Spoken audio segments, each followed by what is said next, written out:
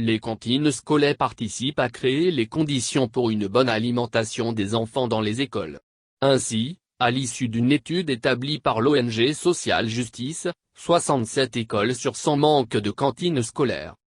Ce qui augmente le risque d'abandon scolaire, indique le rapport lu lors d'une conférence de presse en ligne ce vendredi 3 juillet 2020.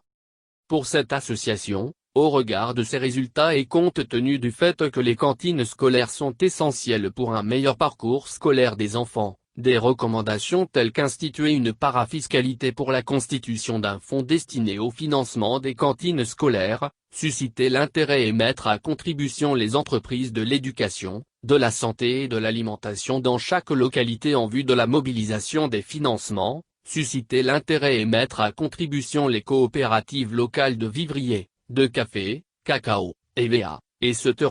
Pour le financement des cantines scolaires de leur localité, impliquer les CDLM des zones minières en production dans le financement des cantines scolaires ont été proposés. Par ailleurs, elle appelle les collectivités locales à travailler de concert avec le ministère en charge du budget, le ministère chargé de l'éducation nationale et les partenaires techniques et financiers, ainsi que les acteurs locaux et sociaux tels que Social Justice afin de déterminer des sources locales à la contribution du budget local pour financer le fonctionnement des cantines scolaires.